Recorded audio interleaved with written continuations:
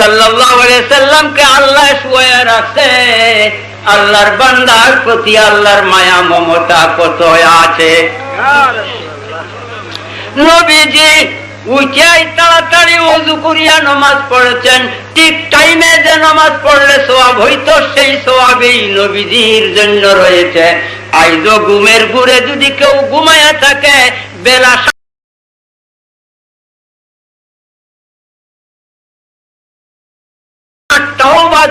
উযু করিয়া নামাজ পড়ে, ঠিক টাইমে নামাজ পড়লে যে সওয়াব, সেই সওয়াব হবে, গুনাহ মাত্রই হবে না। নবীজি উম্মতের কত দয়াল দেখো একবার চিন্তা করে। তিনি ভুল করতে পারেন না। ভাইও আমার, নবীর শান যে কত মহান। লাইসাল বিররান তাওয়াল্লু ওয়াজহাকুম কিবালাল মাশরিক ওয়াল মাগরিব ওয়ালাকিন্নাল বিররা মান আমানা বিল্লাহ। সওয়াব রয়েছে ঈমানের মধ্যে। ঈমান নবী মুহাম্মদুর রাসূলুল্লাহ। সংক্ষেপে বলছি, ঈমান নবী মুহাম্মদুর রাসূলুল্লাহ, তিনি কৌল ঈমান। বুখারী শরীফ আমার বানাইলে কথা না, প্রথম শব্দটাই কৌল। এখন আমি বলবো তিনি কৌল ফেইল ঈমান। অল্প কয়েকটা কথা, খুব শর্টকাট। লাখ লাখ কথার মধ্যে আমি 10টা-5টা কথায় শেষ করব। আজ আমি গান বাজনার পক্ষপাতী, আজ না আরো আগে থেকে আমি গান বাজনার পক্ষপাতী। ও রেজবি, গান বাজনা কই ভাইলা এইটা নাকি হারাম? মাশাআল্লাহ, গান বাজনা হারাম মান্য নিছি। একটা বাঁশের কাঠি আর একটা কাঠির উপরে বাড়ি দিয়া গান করা হারাম।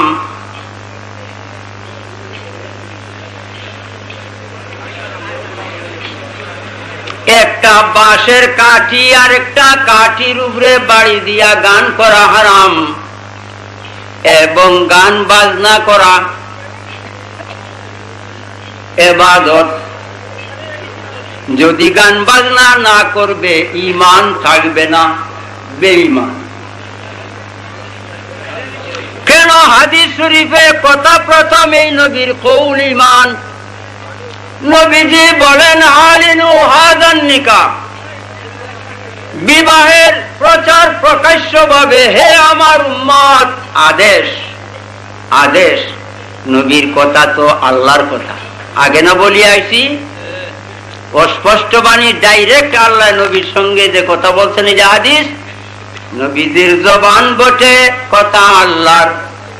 নবীজি বলেন, হে আমার উম্মত, বিবাহের প্রচার প্রকাশ্যভাবে করিও। বেশ্যা বাড়ির গোপনে যায়, কেউ যেন না জানে। বেশ্যা বাড়ির গোপনে যায়, কলঙ্ক হবে যদি লোকে জানে। আর বিবাহ প্রকাশ্যে প্রচারের সহিত বিবাহ, এটার নাম ইবাদত। বেশ্যা বাড়ির যে কর্ম, বিবাহের পরেও সেই কর্ম, একটা অস্পষ্ট আর একটা স্পষ্ট। ওইখানে গোপনে আর এইখানে প্রকাশ্য ভাবে আসতে হবে। নবীজি বলেন, আলিনু হাযান নিকাহ, বিবাহের প্রচার আমার উম্মত প্রকাশ্য করিও। ওয়াজালুহু ফিল মাসাজিদে, মসজিদ সমূহে বিবাহের কাজ সমাধা করিও। মসজিদ সমূহে বিবাহের কাজ সমাধা করিও। আদেশ, নবীজির আদেশ, নবীজির না। কুরআনে কয় আল্লাহর। আল্লাহ কথাটা বানাইয়া দিছে, এই কথা বলো। নবীজি আল্লাহর আদেশ অনুযায়ী বলছেন, ওয়াজআলুহু ফিল মাসাজিদে, মসজিদ সমূহে বিবাহের কাজ সমাধা করো। ওয়াজরিবু আলাইহি বিদ্দুফু, ওই বিবাহের মধ্যে অনেকগুলি ঢোল বাজাও। কি আদেশ করছেন? ওই বিবাহের মধ্যে অনেকগুলি ঢোল বাজাও। একটা না, দুইটা না, দুইয়ের অধিক ঢোল বাজাইতে হবে, তবে নবীর আদেশ রক্ষা। ঢোল না বাজায়া প্রকাশ্যে প্রচার না করিয়া যায়, বেশ্যা বাড়িতে কেউ ঢুল বাজাইয়া যায় না। বিবাহ করিয়া বউ বাড়িতে যে কর্ম, বেশ্যা বাড়িতেও সেই কর্ম। এখানে পার্থক্য, ওইখানে গোপন আর এখানে প্রকাশ্য। ওয়াজআলুহু ফিল মাসাজিদ ওয়াজরিবু আলাইহি বিদ্দুফুফ, অনেকগুলি ঢুল বাজাও। নবীর আদেশ, নবীর কথা, তিনের আদেশ ঈমান। আজ বিবাহে ঢুল বাজনা নাই, কি কারণ? সঙ্গে সঙ্গে হাদিস, মা ফাসসালা বাইনাল হালালে ওয়াল হারামি দুফে ওয়াস সাউতে, লিখো 207 পৃষ্ঠা তিরমিজি শরীফ, 207 পৃষ্ঠা তিরমিজি শরীফ।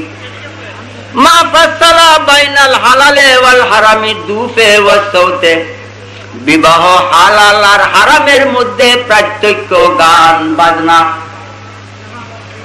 যে বিবাহের মধ্যে গান বাদ্য হইবে ওই বিবাহ হালাল, যে বিবাহের মধ্যে গান বাদ্য নাই ওই বিবাহ হারাম।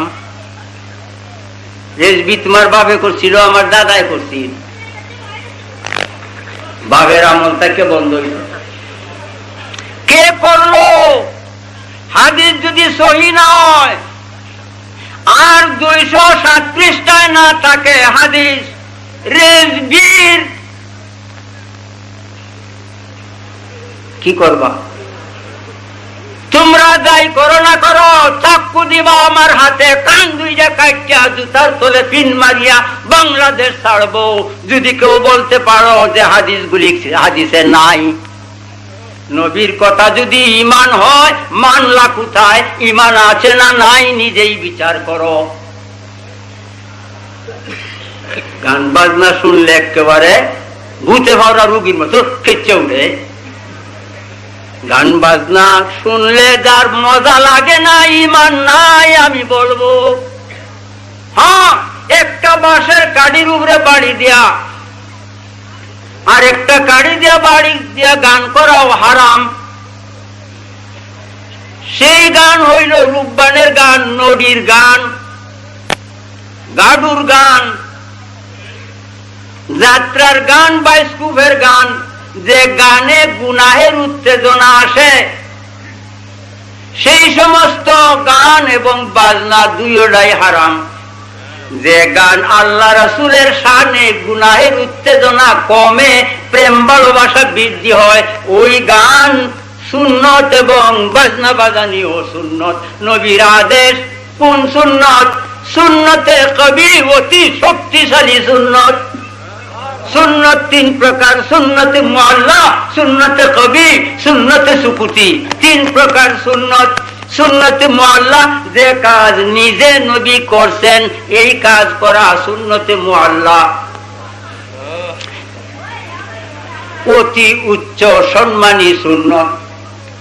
যে আদেশ নবীজি করেছেন এইটা সুন্নতে কবি, অতি শক্তিশালী সুন্নত।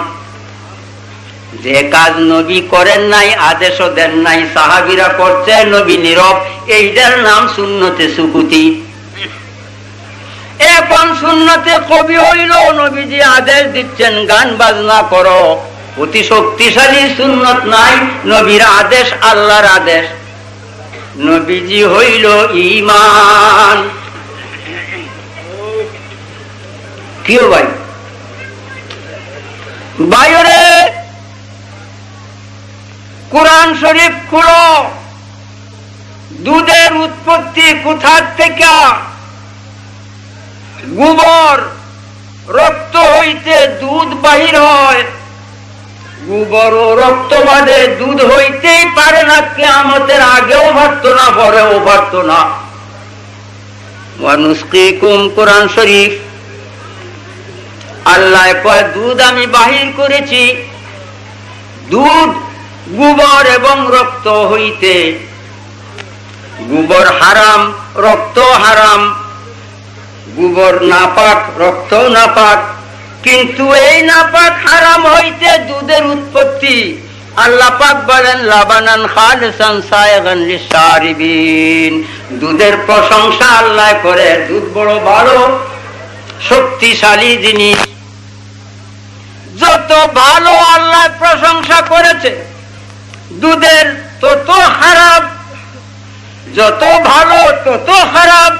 ওই রিজভী, যত ভালো তত খারাপ কেমনে? আসো,